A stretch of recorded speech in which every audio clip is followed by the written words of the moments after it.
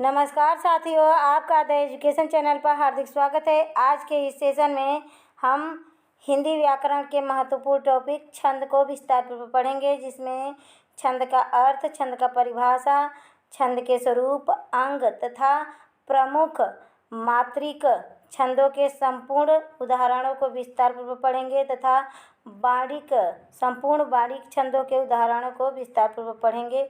तो चलिए सेशन की शुरुआत करते हैं। अगर चैनल पर पहली बार विजिट किए होंगे तो आपसे नम्र निवेदन है, सेशन को लाइक कर दीजिएगा। सेशन पसंद आए तो चैनल को सब्सक्राइब कर लीजिएगा और अपने दोस्तों में शेयर कर दीजिएगा। तो चलिए शुरुआत करते हैं। पहला ही है कि आता है प्रश्न किसी भी एग्जाम में कि छंद किसे कहते हैं। तो छंद या छंद किस धातु से निर्मित शब्द है।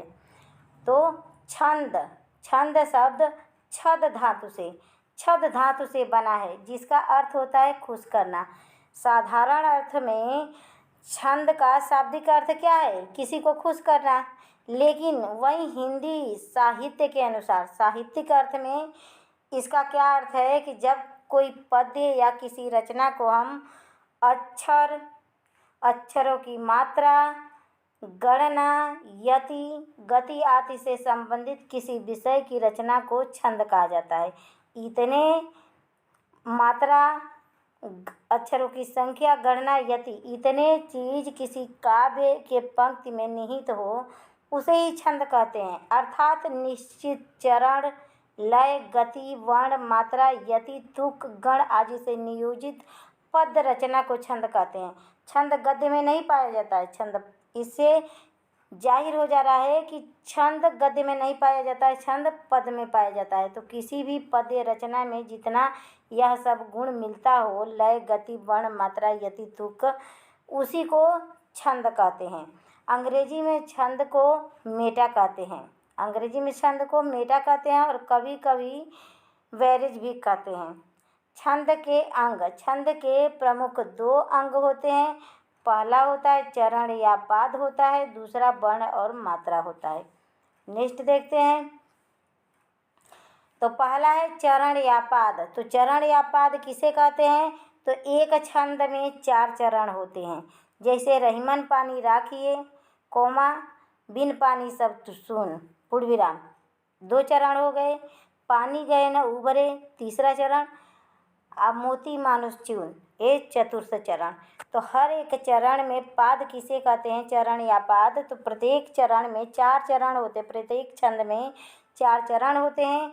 4 चरण का चौथा हिस्सा होता है। चरण क्या होता है? छंद का चौथा हिस्सा होता है। चरण को पाद भी कहा जाता है। चरण को क्या कहा जाता है? पाद कहा जाता है।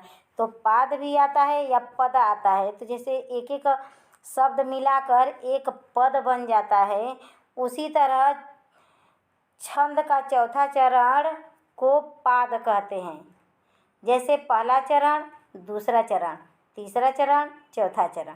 रहीमन पानी राखिए, पहला चरण, बिन पानी सब चून, अब पानी गए न उबरे, मोतीस मानुष चून। तो ये चौथा चरण क्या होता है? पाद कहलाता है।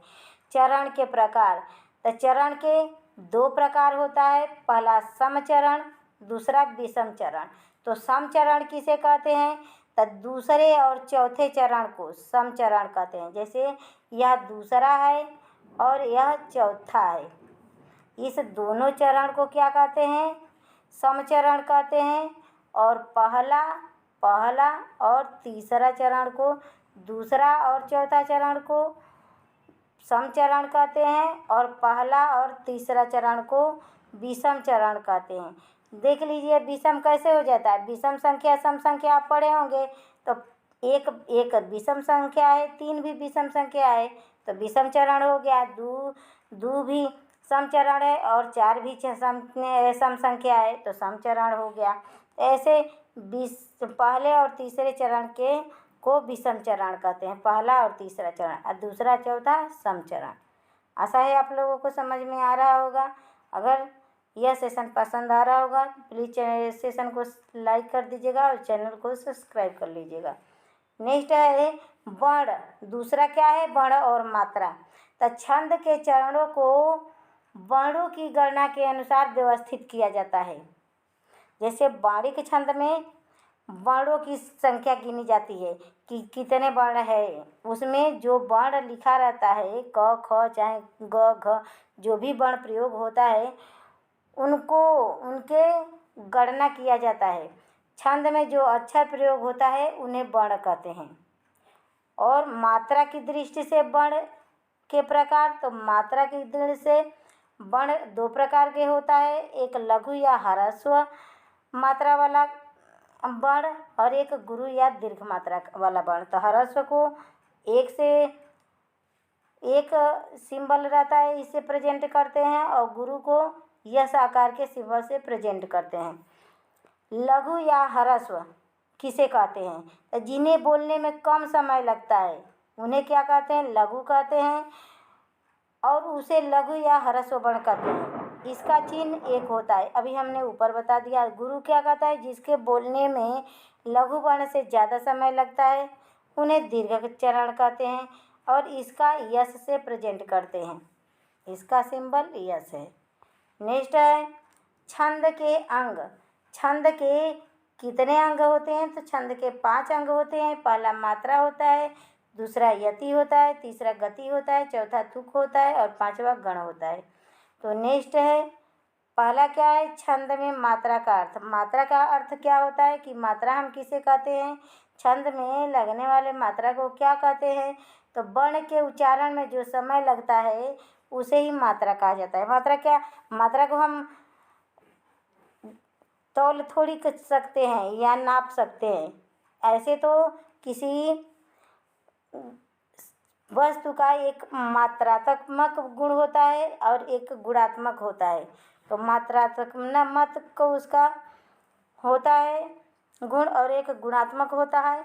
तो लेकिन छंद में जो हम पढ़ते हैं कविता, उसके उच्चारण में जो समय लगता है उसी को मात्रा कहते हैं। अर्थात वर्ण को बोलने में जो समय लगता है उसे मात्रा कहते हैं, अर्थात वर्ण के उच्चारण काल की अवधि को मात्रा कहते हैं। अवधि मीन्स भी समय होता है।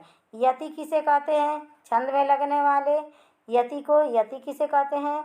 तो पद्य का पाठ करते समय गति को तोड़कर जो विश्राम दिया जाता है उसे सरल शब्दों में यति कहते हैं। जहाँ पे सरल शब्दों में छंद का पाठ करते समय जहाँ कुछ समय के लिए रुकना पड़े उसे यति कहते हैं। इसे विराम और विश्राम भी कहा जाता है। इसके लिए क्या प्रयुक्त होता है? तो यति के लिए देखिए रहमन पानी राखिए, कोमा लग गया, बिन पानी सब सुन, पूर्ण विराम लग गया। तो देखिए इसके लिए क्या होता है? कोमा से भी इसको प्रेजेंट करते हैं, पूर्ण विराम से भी, डबल पूर्ण विराम से। चिन्ह निश्चित होते हैं। देखिए यह डबल इन्वर्टेड कामा पूर्ण विराम, डबल पूर्ण विराम, क्वेश्चन मार्क्स और संबोधन चिन्ह, इन्हीं चिन्हों से यति को निश्चित किया जाता है। हर छंद में बीच में रुकने के लिए कुछ स्थान निश्चित होते हैं। इसी रुकने को विराम या यति कहा जाता है। यति के ठीक न रहने पर, अगर किसी काव्य में यति ठीक नहीं रहता है तो यति भंग दोष माना जाता है कि उस काव्य के लाइन में यति भंग दोष पाया जाता है। काव्य दोष, काव्य गुण से भी प्रश्न आते हैं। अब गति, तीसरा है गति। गति किसे कहते हैं? तब पद्य के पठ में जब हम किसी कविता या पद्य का पाठ करते हैं उस रास्ते में जो बहाव होता है उसे ही गति कहते हैं कि किस बहाव में हम पढ़ रहे हैं, किस सुर में, किस लय में, किस गति से पढ़ रहे हैं। अर्थात छंद को पढ़ते समय जब एक प्रवाह का अनुभव होता है उसे ही गति या लय कहते हैं। हर छंद में विशेष प्रकार की संगीतात्मक लय होती है जिसे गति कहते हैं। जैसे दोहा को पढ़ने के लिए अलग लय होता है और चौपाई को पढ़ने के लिए अलग लय होता है। आप लोग रामचरितमानस पढ़े होंगे, दोहा पढ़ते हैं तो थोड़ा जल्दीबाजी में पढ़ते हैं, वहीं चौपाई पढ़ते हैं तो खूब अच्छे से पढ़ते हैं, वहाँ रुक जाते हैं, वहाँ पता चलता है कि अब दोहों का अंत हो चुका है। इसके ठीक न रहने पर, यति के ठीक न रहने पर काव्य में गति भंग दोष हो जाता है, गति का ठीक न रहने पर। अब तुक किसे कहते हैं? तो समान उच्चारण वाले शब्दों को समान उच्चारण वाले शब्दों के प्रयोग को ही तुक कहा जाता है। छंद के पदांत में, छंदों के पदांत माने पद के अंत में अक्षरों की समानता को क्या कहते हैं? तुक कहते हैं। जैसे है कि कबीरा कुत्ते की दोस्ती दोनों ओर जंजाल, ल आ गया। रीझे तो मुँह चाटे, खींचे तो पैर काटे। तो चाटे और काटे दोनों चरणों के अंत में क्या हो गया? चाटे काटे। ट वर्ण की आवृत्ति हो गई। ट वर्ण समान पदों के अंत में समान वर्ण दिख गए, तो उसी को क्या कहते हैं? पदांत कहते हैं। नेक्स्ट देखते हैं तुक के भेद। तो तुक के दो भेद होते हैं, एक तुकांत कविता होता है, एक अतुकांत कविता होता है। तुकांत कविता किसे कहते हैं? तो जब चरण के अंत में वर्णों की आवृत्ति होती है उसे तुकांत कविता कहते हैं।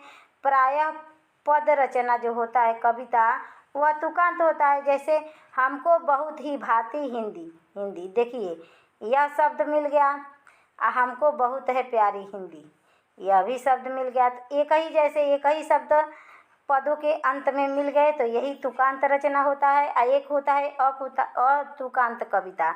जब चरण के अंत में वर्णों की आवृत्ति नहीं होती उसे अतुकांत कविता कहते हैं। नई कविता अतुकांत होती है, जो नई कविता है वह अतुकांत कविता मानी जाती है।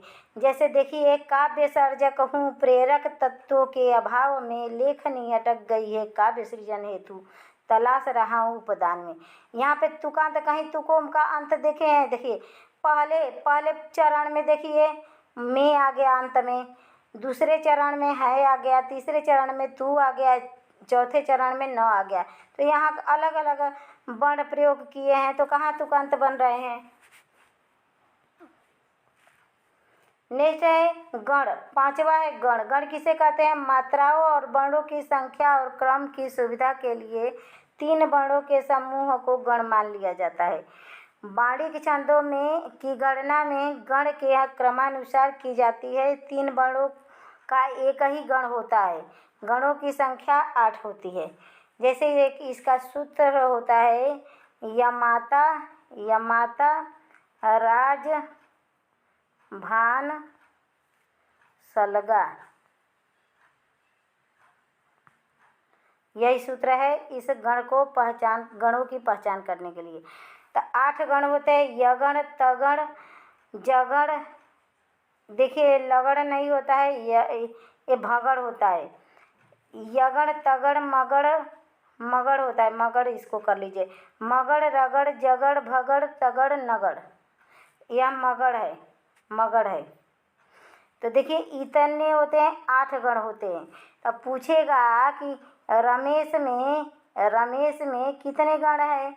तो देख लीजिए, एक यह अकेला है, है तो 1 मात्रा, यह ए है कि तो 2 मात्रा, यह स है तो 1 मात्रा। तो किस में 1, 2, 3 आता है? तो देखिए भान, सलगा तब भगड़ में आता है। भ से भगड़, तब भा है, आ का मात्रा 2 मात्रा, 1 मात्रा, और भान नहीं, जभान है, जभान जगड़ है। देखिए ज में 1 मात्रा, भ में 2 मात्रा, आ न में 1 मात्रा। तो जगड़ है रमेश में एक लघु, एक गुरु और एक लघु, एक लघु, एक गुरु और एक लघु। आप लोगों को दिख गया? ये क्या है? जैसे जगड़ हो गया। तो जगड़ में 1 लघु, 1 गुरु, फिर 1 लघु होता है। तो ऐसे ही कोई सा भी शब्द दे दे, उसमें गण आसानी से अगर यह सूत्र लिखा रहे तो हम निकाल सकते हैं। या कोई काव्य का पंक्ति भी दे दे तो हम 3-3 पेयर बना लेंगे। और ऐसे 3-3 अक्षर है तो अक्षर 3 हो गया। को मिला तो कोमिल ए हो गया, फिर कर वह, ऐसे ऐसे हम गण बना लेंगे तो हम आसानी से गिन सकते हैं कि इसमें कितने गण हैं। अब छंद के प्रकार। तो छंद 3 प्रकार के होता है। मेन छंद 3 प्रकार का होता है, एक मात्रिक छंद, दूसरा बाणिक छंद और तीसरा मुक्त छंद। लेकिन एक बाणिक वृत्त छंद भी होता है। तो यहाँ पे 4 प्रकार दिया है, लेकिन मुख्य रूप से छंद 3 ही प्रकार के होता है। बाणिक छंद, मात्रिक छंद और मुक्त छंद। मुक्त छंद की रचना निराला जी किए हैं। मात्रिक छंद किसे कहते हैं? तो मात्रा की गणना के आधार पर की गई पद रचना को मात्रिक छंद कहते हैं। जिस पद रचना में मात्रा गिना जाता है, शब्द नहीं गिना जाता है या वर्ण नहीं गिना जाता है, अर्थात जिन छंदों की रचना मात्राओं की गणना के आधार पर की जाती है उन्हें मात्रिक छंद कहते हैं। और जिनमें मात्राओं की संख्या लघु, गुरु, यति, गति के आधार पर पद रचना की जाती है उसे मात्रिक छंद कहते हैं। जैसे बंदौ गुरुपद पदुम पराग, बंदहु गुरुपद पदुम परागा, सुरसि सुबास सरस अनुरागा। ए नीचे है अमी अमुरी मचूरन चारु, समल सखल भव रुज परिवारु। तो यह देखिए मात्रिक छंद क्या है, उदाहरण है। मात्रा कैसे लगता है? अंग का मात्रा तो 2 मात्रा लगेगा, ऐसे एक मात्रा, 2 मात्रा, एक मात्रा, एक मात्रा, एक मात्रा, एक मात्रा, एक एक एक, ऐसे मात्रा लगता है। देखिए आ बड़ा है तो बड़ा डबल हो जाएगा, एक मात्रा एक मात्रा। बड़ा है, छोटी है तो ये भी एक मात्रा रहेगा, ये भी एक मात्रा। आ का मात्रा है 2 रहेगा। ऐसे ही मात्राओं की गणना की जाती है। मात्रिक छंद में वर्णों में वर्ण गिने जाते हैं, मात्रा नहीं गिनी जाती है। देखिए ऐसे मात्रा लग जाता है। मात्रिक छंद के भेद। मात्रिक छंद के भी 3 भेद होते हैं, एक सममात्रिक छंद, दूसरा अर्ध सममात्रिक छंद, तीसरा विषम मात्रिक छंद। चलिए पढ़ लेते हैं सममात्रिक छंद। तो सममात्रिक छंद किसे कहते हैं? तो जहाँ पर छंद में सभी चरण समान होते हैं उनमें सममात्रिक छंद कहते हैं। जैसे मुझे नहीं ज्ञात कि मैं कहाँ हूँ, हे प्रभु यहाँ हूँ अथवा वहाँ हूँ। तो यहाँ सममात्रिक, जैसे एक ही इतना मात्रा रहेगा दोनों लाइन में। जैसे देखिए मुझे 2 3 मात्रा हो गया, 4 5 6 7 8 9 10 11 12 13 14 15 16, इसमें 16 मात्रा है। देखिए 1 3 4 5 6 7 8 9 10 11 12 13 14 15 16 16 मात्रा है, 17 मात्रा है दोनों में। तो दोनों में 17 मात्रा है, समचरण है। अगर मात्रा समान रहे तो सममात्रिक छंद कहते हैं। अर्ध सममात्रिक किसे कहते हैं? जिसमें पहला और तीसरा चरण एक समान होता है तथा दूसरा और चौथा चरण एक समान होता है। असममात्रिक छंद का उदाहरण है चौपाई छंद। चौपाई छंद में 16 मात्राएं होती है प्रत्येक चरण में, तो इसीलिए चौपाई एक सममात्रिक छंद है। और अर्ध सममात्रिक छंद दोहा होता है, आपस में जैसे होते हैं अर्ध सममात्रिक कहलाते हैं। जैसे दोहा छंद है तो इसके प्रथम और तृतीय चरण में 13 मात्राएं होते हैं और द्वितीय और चतुर्थ चरण में 11 मात्राएं होते हैं। तो यह अर्ध सममात्रिक होते हैं कि आधा दोहा, आधा लाइन एक समान है और आधा लाइन एक समान है। विषम सममात्रिक छंद किसे कहते हैं? जहाँ चरणों में 2 चरण अधिक समान न होकर उसे विषम मात्रिक छंद कहते हैं। ऐसे छंद प्रचलन में कम आते हैं।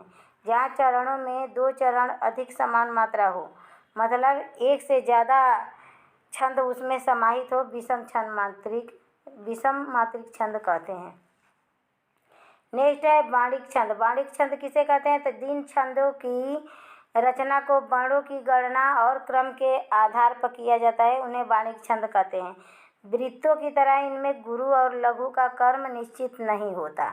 जैसे मात्रिक छंद में यह लघु और गुरु निश्चित होता है कि इसी तरह गिनना है, लेकिन बाणिक छंद में ऐसा कुछ नहीं होता है। बाणिक छंद में ऐसे 3-3 वर्ण का पेयर बना के गिना जाता है। 3-3 वर्ण का पेयर बना के 3-3 वर्ण का पेयर बना के गिना जाता है। जैसे यहाँ वृत्तो हो गया तो यह आधार वर्ण पूरे होते हैं तो ब त क, यह 3 वर्ण, तरह 3 वर्ण हो गए, इनमें 3 वर्ण हो गए, गुरु में 3 वर्ण, इनमें नहीं रहेगा। ई एक स्वर है तो स्वरों को नहीं गिना जाएगा, केवल व्यंजन को गिना जाएगा। तो ऐसे ऐसे करके पेयर बनाते हैं वाणिक छंद में, की गणना पर आधारित है। जिन वर्णों की संख्या क्रम गणना विधान लघु गुरु के आधार पर रचना होती है।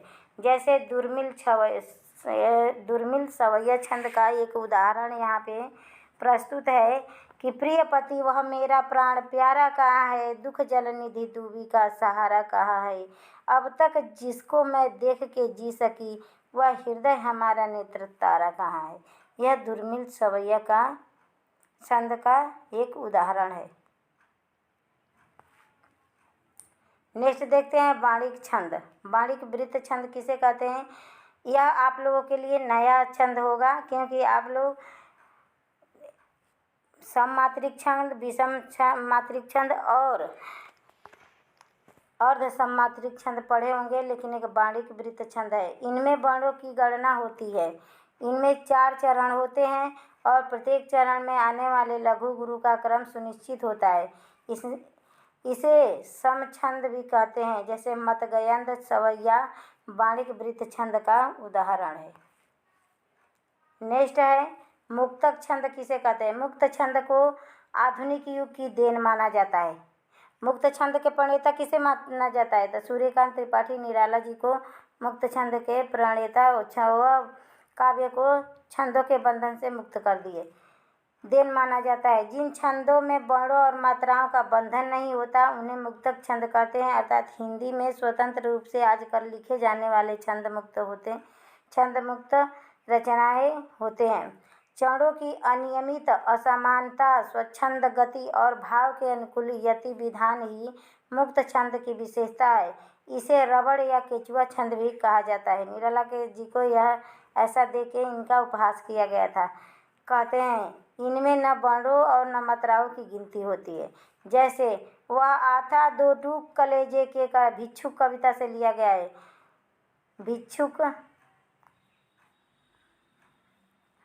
भिक्षुक कविता से लिया गया है। निराला की कविता है भिक्षुक।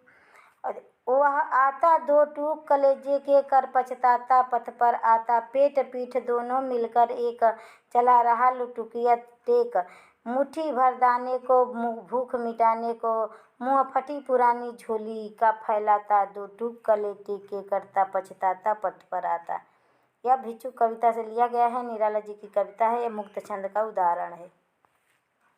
नेक्स्ट है अब प्रमुख मात्रिक छंदों को विस्तार पूर्वक पढ़ते हैं। अभी तक तो छंद के बारे में आप लोगों ने पढ़ा कि छंद होता क्या है। अब देखिए प्रमुख मात्रिक छंद। तो मात्रिक छंद कितने प्रकार के होते हैं? तो 16 प्रकार के।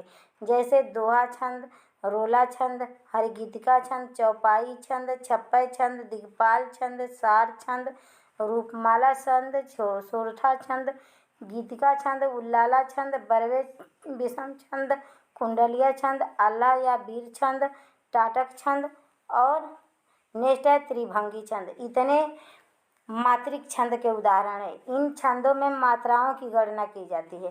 तो चलिए एक एक करके देख लेते हैं।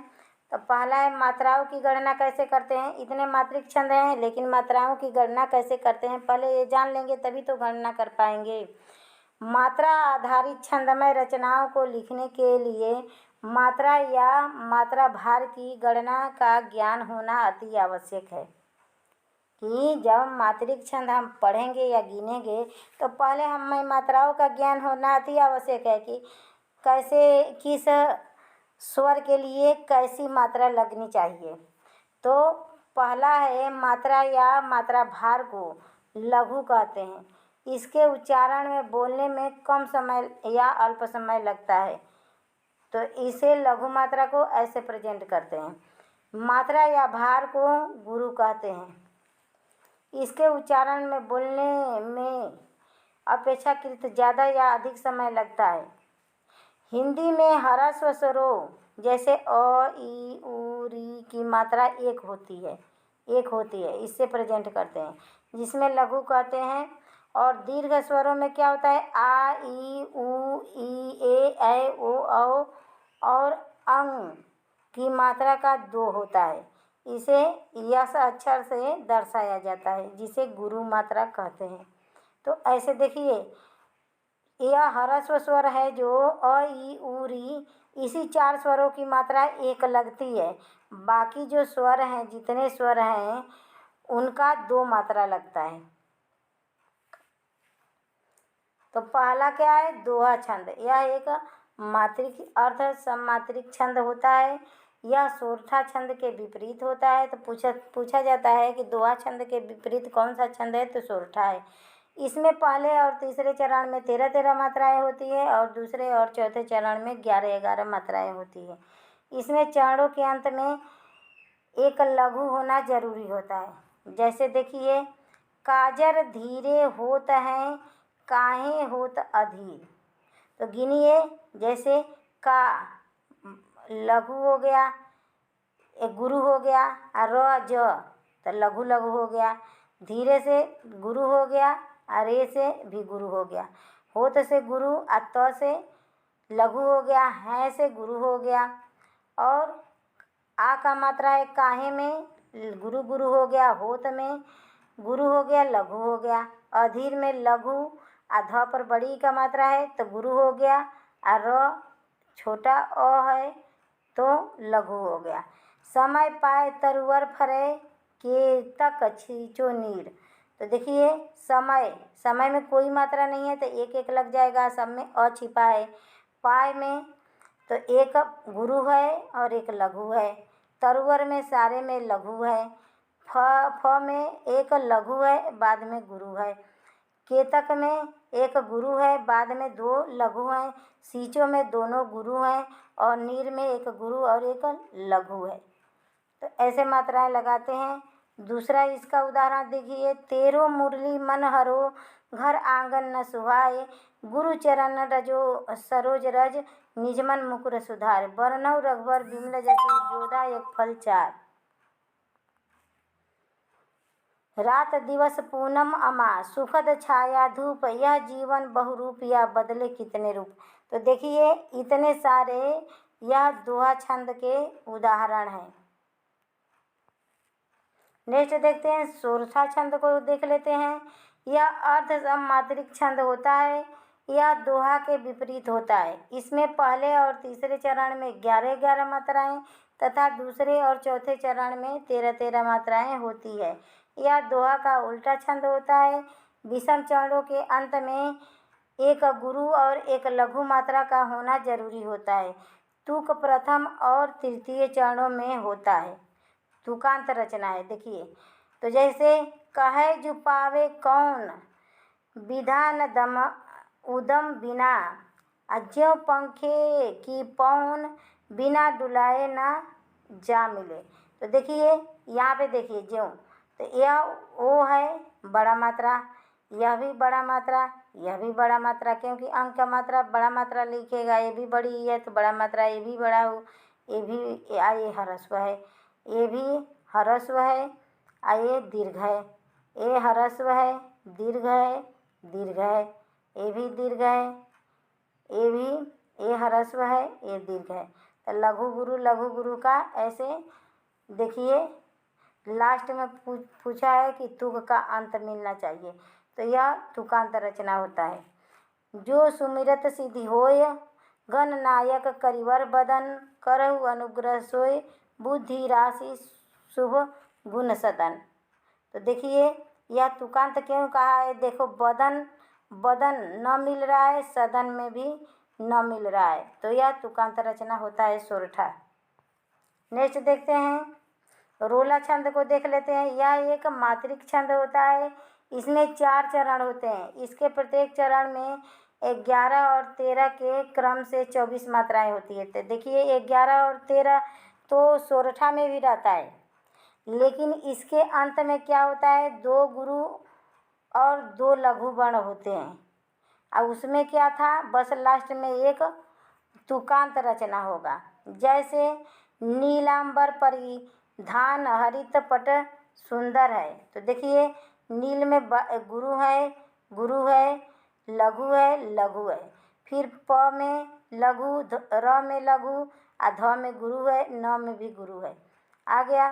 फिर ह में लघु, र में लघु और त में लघु। प और ट में भी लघु है, अब पर में भी लघु है, सुंदर में भी लघु और गुरु है, और हाय में भी गुरु है। तो देखिए, सूर्य चंद्र युग मुकुट खेल, मेखल रत्नाकर है, नदिया प्रेम प्रवाह, फूल तारे मंडन है, बंदी जन खग वृंद, शेष फन सिंहासन है। यही सयानो काम राम को सुमिरन कीजिए, पर स्वार्थ काज शीश आगे धर दीजिए। यह सब रोला छंद के उदाहरण है। नेक्स्ट है गीतिका छंद। यह छंद मात्रिक छंद होता है। नेक्स्ट है गीतिका छंद। यह छंद मात्रिक छंद होता है। इसके भी 4 चरण होते हैं। हर चरण में 14-12 पर यति होता है।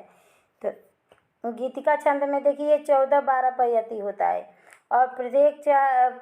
और इसी के कारण उसमें 26 मात्राएं होती हैं। अंत में एक लघु होता है और गुरु होता है।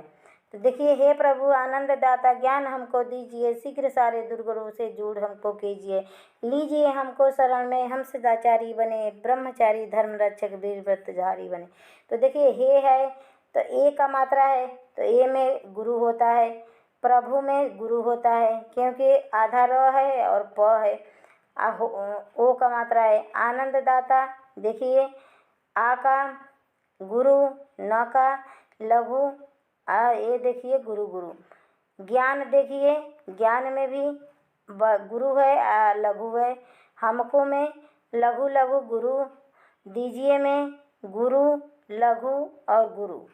ऐसे देख लिए, ऐसे मात्रा लगाया जाता है। तो गीतिका में कितनी मात्राएं होती हैं? 26 मात्राएं होती हैं। तो पूछेगा वह कौन सा छंद है जिसमें 26 मात्राएं होती है तथा 14 और 12 पे यति होने के साथ साथ अंत में एक लघु और एक गुरु होता है। तो वह क्या है? देखिए, एक लघु भी है और एक गुरु भी है अंत में, तो वह होता है हरिगीतिका। ऐसे प्रश्न फैक्ट पूछ देता है। ऐसे चौपाई दोहा दे देगा या कोई काव्य दे देगा तब तो मात्रा लगा के आदमी पहचान जाता है, लेकिन ऐसे फैक्ट पूछ देता है तो इसको याद करना बहुत ज़रूरी है। आज सेशन पसंद आ रहा होगा तो प्लीज़ चैनल को सब्सक्राइब कीजिएगा, लाइक कीजिएगा। नेक्स्ट देखते हैं हरिगीतिका छंद। यह मात्रिक छंद होता है। यह भी हरिगीतिका छंद भी मात्रिक छंद है। इसमें भी 4 चरण होते हैं। इसमें भी क्या होते हैं? 4 चरण होते हैं। इसके हर चरण में 16 और 12 पर यति होता है। वहाँ 14 और 12 पे, गीतिका छंद में 14-12 पर यति था और यहाँ 16-12 पे यति है, और प्रत्येक में 28 मात्रा होता है। देखिए, गीतिका और हरिगीतिका में थोड़ा सा अंतर है। इसमें 2 मात्रा अधिक होता है, उसमें 2 मात्रा कम होता है। तो वहाँ 14-12 पर यति होता है, यहाँ 16-12 पर यति होता है। वहाँ 26 मात्राएँ हैं तो यहाँ पे 28 मात्राएँ हैं। इसके अंत में लघु गुरु का प्रयोग होता है। तो देखिए, उसमें भी हरिगीतिका में भी लघु गुरु का प्रयोग होता था चरणों के अंत में। तो जैसे इसका उदाहरण देखते हैं। मेरे इस जीवन की है तू सरस साधना कविता, मेरे तरु की तू कुसुमित प्रिय कल्पना लतिका, मधुमय मेरे जीवन की प्रिय है तू कल कामिनी, मेरे कुंज कुटीर द्वार की कोमल चरण गामिनी। तो ये भी देखिए तुकांत रचना है। ये भी देखिए कामिनी है तो गामिनी है। उल्लाला छंद पढ़ते हैं। यह मात्रिक छंद होता है। इसके हर चरण में 15 और 13 क्रम से 28 मात्राएं होती है। देखिए, यहाँ पर भी 28 मात्रा है, लेकिन 16-12 पर यति है, और यहाँ पे 15 और 13 पर यति है। यही अंतर है। इसमें भी 28, उल्लाला में भी 28 मात्रा है और हरिगीतिका में। तो ध्यान से पढ़िएगा। यही नहीं समझ में आता है, अगर 28 मात्रा दे देगा ऑप्शन में, दोनों में हरिगीतिका और उल्लाला दे देगा तो याद रहेगा तभी तो, कि और यति के कारण इसको पहचान सकते हैं। अगर 28-28 मात्रा पूछेगा तो दोनों ऑप्शन रहेगा तो दोनों ऑप्शन सही होगा। लेकिन देखिए, अगर पूछ देगा कि वह कौन सा छंद है जिसमें 15 और 13 पर यति होने के साथ साथ कुल 28 मात्राएं होती है, तो वह उल्लाला है।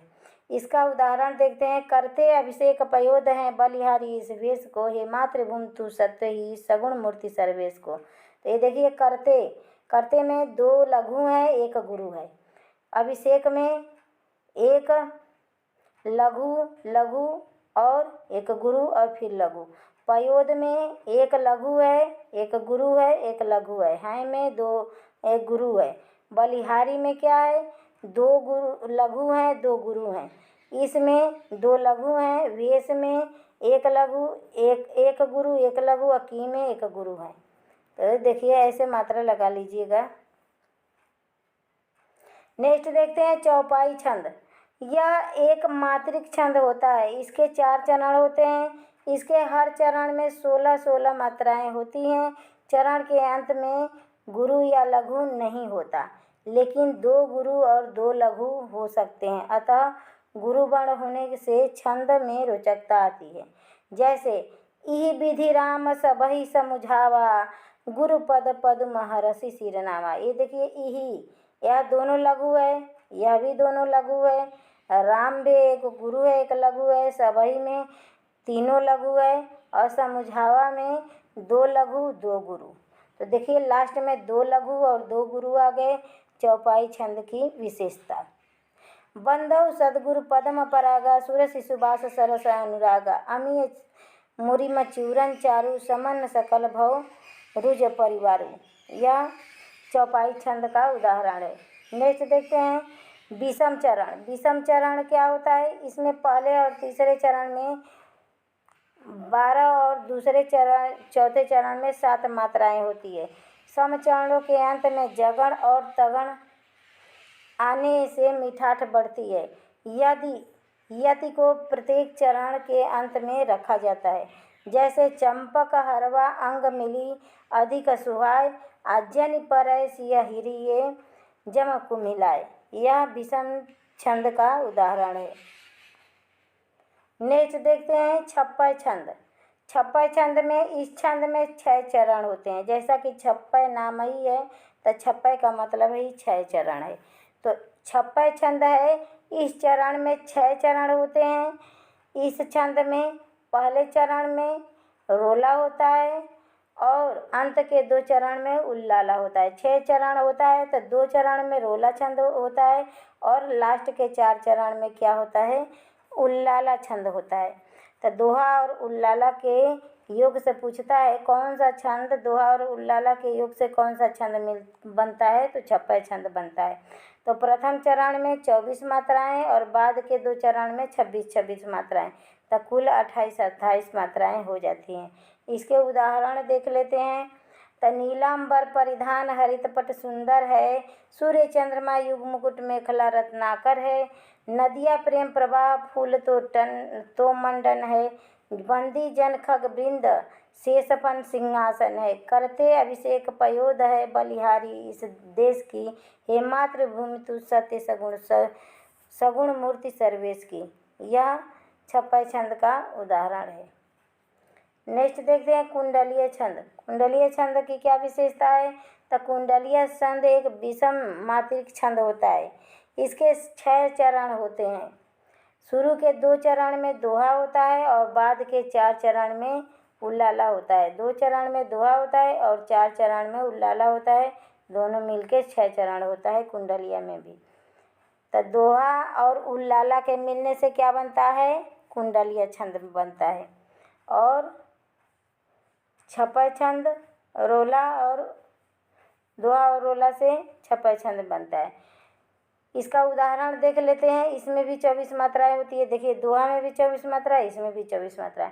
घर का जोगी जोगन आन गाँव सिद्ध, बाहर का बक हंस है हंस घरेलू गिद्ध, हंस घरेलू गिद्ध उसे पूछो ना कोई, जो बाहर है सो बाहर का होई, समया दर ब्याता सोई, चित्त वृत्ति यह दूर कभी न किसी की होती, बाहर ही धक्के खाएंगे घर का जोगी।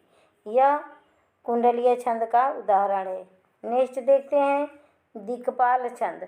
दिक्पाल छंद क्या होता है, इसके हर चरण में 12-12 के विराम, मतलब 12-12 पर यति होती है दिक्पाल चरण में, और कुल 24 मात्राएं होती है। देखिए 24 मात्राएं कई सारे चरण में, कई सारे छंद में है। तो अगर पेपर में आ जाएगा तो पहचानेंगे कैसे? बस यति आपको याद करना पड़ेगा कि किसमें कितने पर यति है। नहीं तो 24 मात्राएं तो दोहा में भी है, रोला में भी है, सोरठा में भी है, दिक्पाल छंद में भी 24 मात्राएं हैं। और देखिए केवल यति यति याद कर लेंगे तब इनकी पहचान आप लोग कर पाएंगे। इसका उदाहरण देखते हैं। हिमाद्रि तुंग सिंग्र से प्रबुद्ध शुद्ध भारती, स्वयं प्रभा सुमज्जला स्वतंत्रता पुकारती। यह वीर रस से उत्पोत रचनाएं हैं, वीर रस से ओतप्रोत रचना है। अमर्त वीर पुत्र तुम दृढ़ प्रतिज्ञ सो चलो, प्रशस्त पुण्य पंथ है बढ़े चलो बढ़े चलो। नेक्स्ट है आला या वीर छंद। इसमें जगनिक ने आला लिखा है, परमाल रसो, उसमें यह छंद ज़्यादातर प्रयोग हुआ है। तो देखिए आला छंद में क्या है, इसमें 16-15 की यति होती है, कुल 31 मात्राएं होती हैं। आला छंद में आला को वीर छंद भी कहा जाता है। इसमें देखिए 16 और 15 की यति से 31 मात्राएं होती है आला या वीर छंद में। इनका उदाहरण नहीं देखते हैं। देखिए इनका बस यही, इनका उदाहरण नहीं पूछता है, इनका बस इतना ही कभी पूछना होता है तो यही पूछ लेता है इसमें कितने मात्राएं हैं और कितने पर यति होता है। सार छंद, सार छंद भी एक मात्रिक छंद होता है, इसे ललित पद भी कहते हैं। सार छंद को एक ललित पद भी कहते हैं। सार छंद में कुल 28 मात्राएं होती है। देखिए हरिगीतिका में भी 28 मात्राएं होती हैं और सार छंद में भी 28 मात्राएं। लेकिन पहचानेंगे कैसे कि कौन ये सार छंद है, कौन हरिगीतिका है? तो यति के अनुसार 16-12 पर यति होता है और यति होता है और बाद में 2 गुरु होते हैं। तो इसके बाद में 2 गुरु होते हैं, इसका यही पहचान है। लेकिन हरिगीतिका में भी 28 मात्राएं होती है और 16-12 पर यति होता है उसमें भी।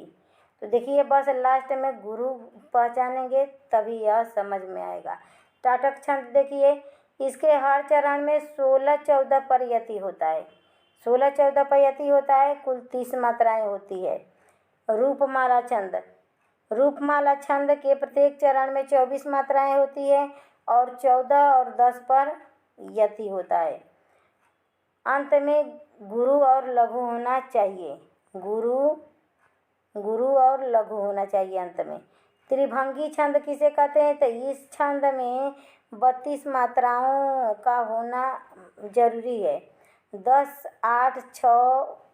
10-8-8-6 पर यति होती है और अंत में गुरु होता है। तो देखिए त्रिभंगी छंद में कुल 32 मात्राएं होती हैं, तो कभी 10-8 पर यति हो जाता है, कभी 8-6 पर यति हो जाता है और अंत में एक गुरु होता है। अगला छंद है प्रमुख वाणिक छंद। तो प्रमुख वाणिक छंदों को देख लेते हैं। इनमें 16 छंद को लिया गया है। पहला है सवैया, कवित, द्रुत विलंबित छंद, मालिनी छंद, मंदाक्रांता छंद, इंद्रव्रजा छंद, उपेंद्रव्रजा छंद, अरिल्य छंद, लावनी छंद, राधिका छंद, त्रोटक छंद, भुजंग छंद, वियोगिनी छंद, बंतष्ट छंद, शिकरणी छंद और शार्दूल विक्लीडित छंद। इतने सवैया के प्रमुख छंदों को शामिल किया गया है जो बार बार परीक्षा में पूछे जाते हैं। उन सब छंदों के उदाहरण के साथ पढ़ेंगे तथा जो कम पूछे जाते हैं उनके लक्षण और परिभाषा को समझेंगे। तो चलिए शुरुआत करते हैं। तो सवैया छंद हर चरण में 22 से 26 वर्ण होते हैं। 22 से 26 मतलब 22 से लेके जैसे 22, 23, 24, 25, 26 इतना हो सकता है। इनमें एक से अधिक छंद होते हैं, ये अनेक प्रकार के होते हैं। छवैया छंद कई प्रकार के होते हैं, इनके नाम भी अलग अलग प्रकार के होते हैं। सवैया में एक ही वर्ण वाणिक गण को बार बार आना चाहिए, इसका निर्वाह नहीं होता। यह सवैया छंद का लक्षण है। उदाहरण देखते हैं। लोली सरासन संकट को सुबसीय स्वयंवर मोहि बरौ। एक लाइन हो गया। नेक ताते बढ़ियो अभिमान महा, मन फेरियो नेक न अस्क करी। यह दूसरा लाइन हो गया। सो अपराध पर्यो हमसो, अब क्यों सुधरे तुम हूँ धो कहो। तीसरी लाइन हो गया। बाहुन देह कुठारई केशव, आपने धाम को पंथ गौ। अब चेक करते हैं। देखिए, वाणिक छंदों में आधा जो वर्ण होते हैं उनको नहीं गिना जाता है, जो पूरे पूरे। अब गिन लेते हैं इनकी मात्रा वर्णों को। देखिए, वर्णों को जो आधा वर्ण होते हैं तो वाणिक छंद में आधा वर्णों को नहीं गिना जाता है। तो देखिए, 1 2 3 4 5 6 7 8 9 10 11 12 13 14 15 16 17 18 19 20 21 22। देखिए, एक लाइन में 22 वर्ण है ना, तो 22 से 26 वर्ण सवये छंद में होते हैं। दूसरी लाइन को भी देख लेते हैं। 2 2 4 4 3 7 8 9 10 11 12 13 14 15 16 17 18 19 20 21 22 23 24। देखिए, इसमें 24 है। तो बोला था ना कि 22 से 26, इसमें 24 25 26 इतने तक हो सकते हैं। तो ऐसे गिनकर आप सवैया छंद को पहचान सकते हैं। नेक्स्ट छंद को देखते हैं। नेक्स्ट है दूसरा छंद, वर्णिक छंद है मनहर छंद।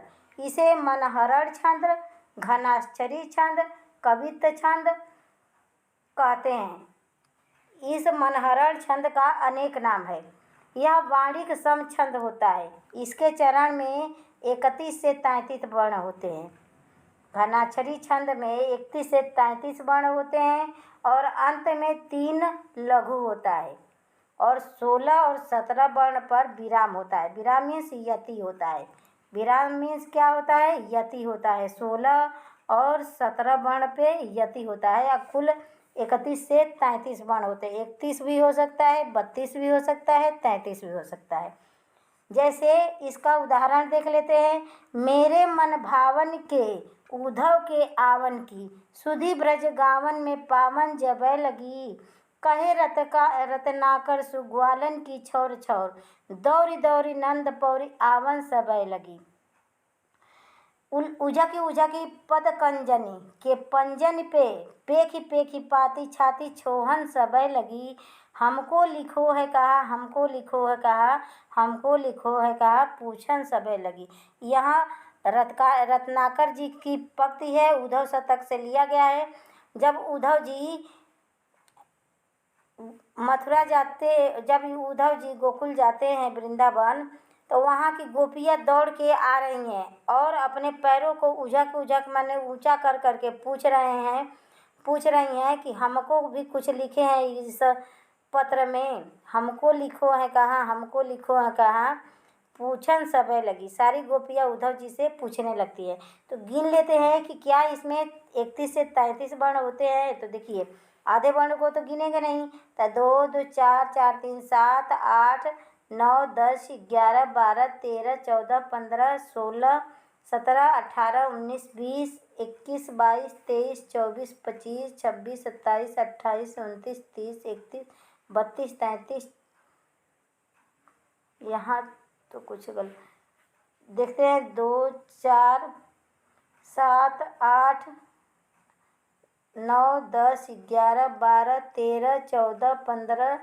देखिए, यही गलत लिखी थी। यह मात्रा है, ऊ है मात्रा है, तो इसको मात्रा को नहीं गिनेंगे क्योंकि वर्ण गिना जाता है।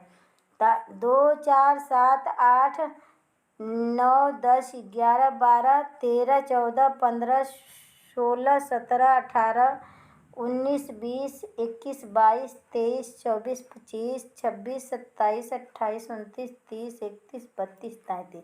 देखिए, 33 है। हमने गलती 34 कैसे आ गया कि ऊ को भी गिन लिया था। तो ऊ एक स्वर है, स्वर को तो गिना नहीं जाएगा। और आ भी एक स्वर है, स्वर को नहीं गिना जाता। देखिए, कुल 33 वर्ण है। तो इस तरह आप मनहरण, घनाक्षरी या कवित्त छंद की पहचान कर सकते हैं। मेन है इसकी परिभाषा याद रहेगी तो आप किसी भी छंद को आसानी से पहचान सकते हैं। नेक्स्ट छंद है उपेंद्र व्रजा।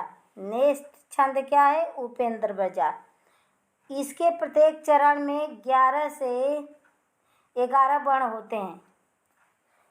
इसके प्रत्येक चरण में मतलब उपेंद्र व्रजा छंद के प्रत्येक चरण में 11 वर्ण होते हैं। एक नगण होता है, एक तगण होता है, एक जगण होता है और बाद में 2 गुरु होते हैं।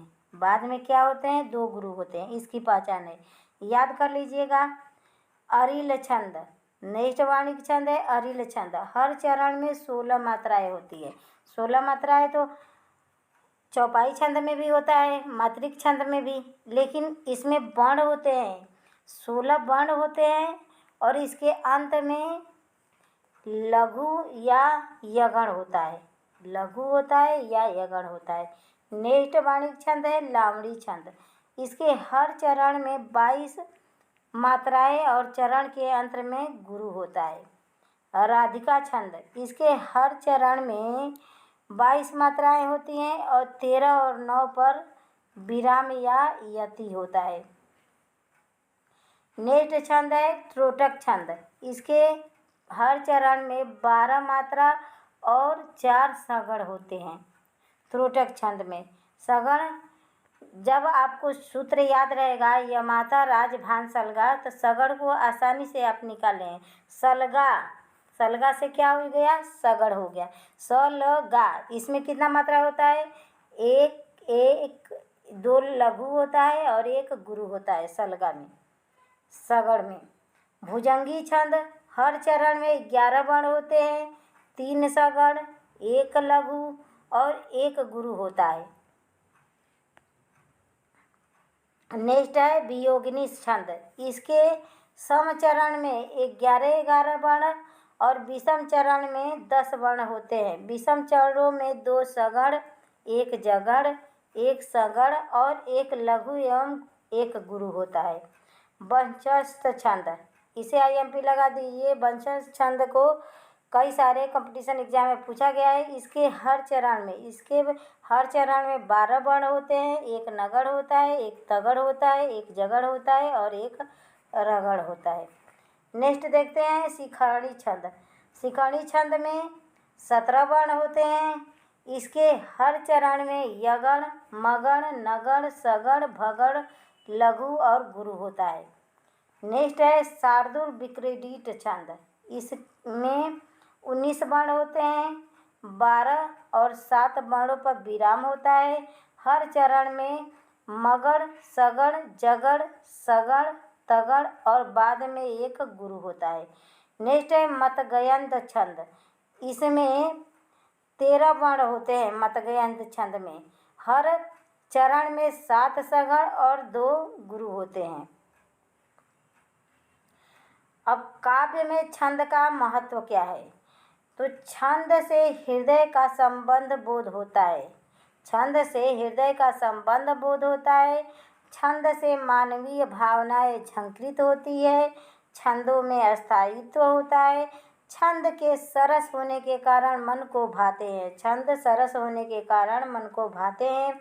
जैसे भभूत लगावत शंकर को अहिलोचन मध्य परो झारी के, अहि की फुकार लगी शशि को, तब अमृत बूंद गिरे चिरके, ते ही ठौर रहे मृगराज तुचा धर गर्जत, भेवे चले उठिके, सुरभीत सूत वाहन भाग चले, तब गौरी हंसी मुख आंचल दे। यह कितना अच्छा भगवान शंकर के विवाह से संबंधित यह पंक्ति यहाँ पे वर्णित है। तो छंद से जितने भी प्रश्न बन सकते हैं उन सबको इस सेशन में शामिल किया गया था। अगर यह सेशन आप सबको पसंद आए तो प्लीज़ सेशन को लाइक कर दीजिएगा। सेशन पसंद आए तो चैनल को सब्सक्राइब कर लीजिएगा और अपने दोस्तों में शेयर कर दीजिएगा। नमस्कार दोस्तों, धन्यवाद।